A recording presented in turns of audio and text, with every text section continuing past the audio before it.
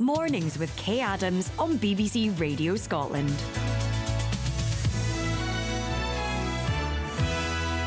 Now, every year, around £25 million drops into the Treasury's coffers from unclaimed private estates.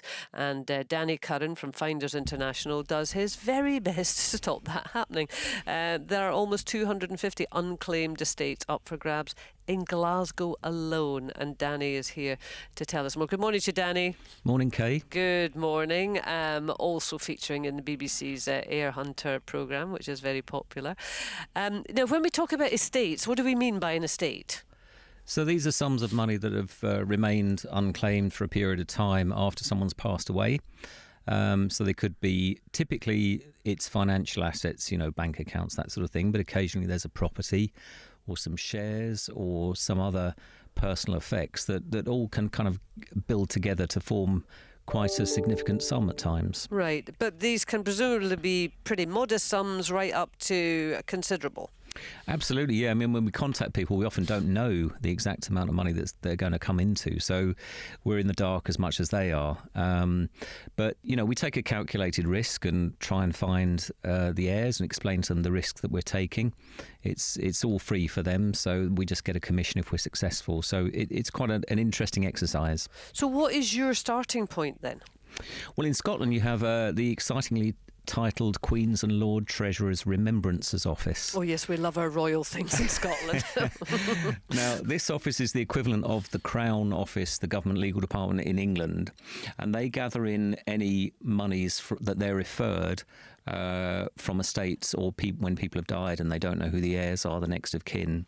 Now, the QNLTR, as we call it, they don't actually proactively search for next of kin. They rely on the likes of Finders International to trace the next of kin and put forward their claims on these estates. Now, obviously, sometimes they're multinational. They go abroad. They can be Poles, Lithuanians, Germans, anyone.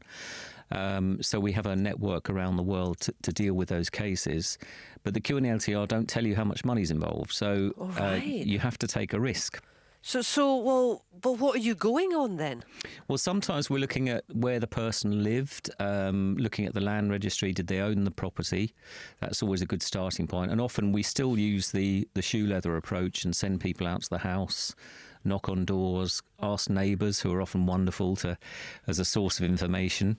And then get a picture of the person's life, find out who they were, where they came from.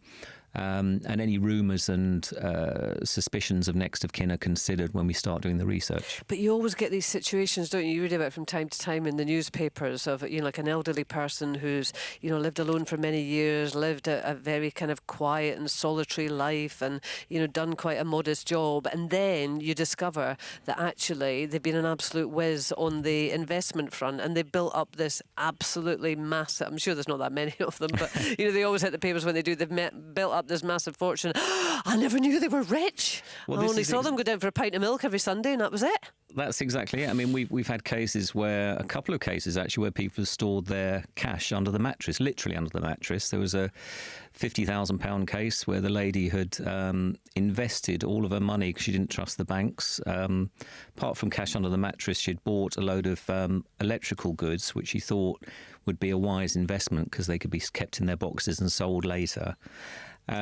People hoard. We found someone who had a whole massive cabinet full of old dinky toys that he just kept from his parents. So you can have assets that are then auctioned and sold and worth a lot of money. But you're absolutely correct. It's the first impression is often false. You think this person is penniless, but underneath it all, there's a windfall. Yeah. So this is really something that, does it need an organisation like you, or could individuals, well, I guess individuals themselves aren't going to go looking for it, because if they thought they were coming in for something, then they would have gone looking for it in the first place.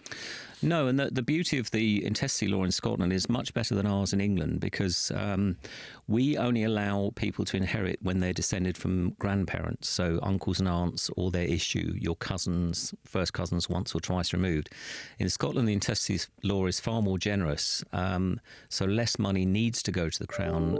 We can pass estates to second cousins, descendants of great uncles and aunts, etc. And the law goes on in an effort to stop the money going to the Crown. So one of my campaigns is to try and get English intestacy law to match the law in Scotland. Right.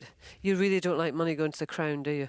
Well, we're talking about Harry and Meghan this morning, aren't we? So, so it's quite fitting. It's really, a lot of people see it as it's their family money. It's money that's been taxed throughout someone's life, and why shouldn't it go to the next of kin? I'm sure they can make better use of it than the Crown. And so, do you get the job, or somebody within your organisation gets the job of contacting the person who might be the beneficiary of an estate that you've tracked down, and that is often an out the blue. Do you remember Great Uncle Bertie? Absolutely. I mean, I've been doing this since 1990. It's nearly 30 years, and every day of the week, the team we've got an office in Princes Street in Edinburgh, and they're ringing people up every day, contacting people and saying, did you know this person? Often the answer is, I haven't got a clue what you're talking about, and they hang up.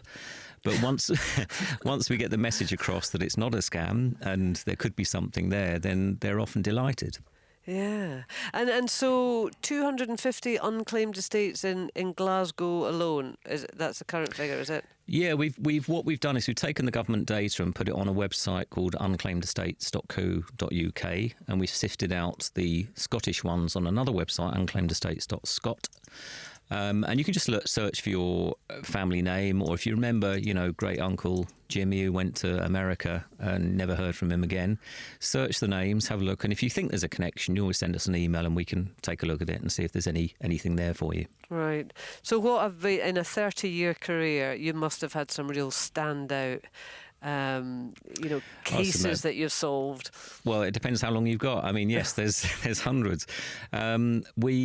Recently a guy passed away, and we located his long lost grandson, and thought there was just a few £100 left to him. And we went through the deceased personal effects, and there was a lottery ticket. And guess what happened? No. Absolutely. Seriously? Yeah, so it wasn't the big jackpot, it was 170,000. So that was amazing. Thank you. So an unclaimed lottery ticket was sitting in Grandad's effect? Absolutely, yeah. And, you couldn't write the stuff. It's crazy. Life is more amazing than fiction often. Gosh, yeah. And I suppose also, I mean, we're talking money here, but presumably there are times that you can pass on some things that have great sentimental value. Absolutely, yeah. We had an estate that's worth about 3 to 5. It's not being finished, administered, 3 to 5 million. But the lady was German, and she'd left the Second World War. She'd escaped from Nazi Germany and went to live in England. And she had no children. Her husband died 20, 30 years before her. And in her personal effects, there was numerous items of value that she had safe deposit boxes all over Europe. It was a crazy story. And yeah, but amongst all of that, there was a huge box of family photos that I took over to Berlin to give to her family. And they were often, the people are absolutely delighted to get family photos and items of no value, because the sentimental value is really important to people as well. So it's something you have to bear in mind when you're clearing a house. Look after all the things that people might want to keep. Yeah, because they've got stories attached that you might not be aware of. You might look at something and it means nothing to you, but as I say, it will have a story often. Danny, thank you very much indeed. That's Danny Curran, their founder of Finders International and star of the BBC's Air Hunter programme.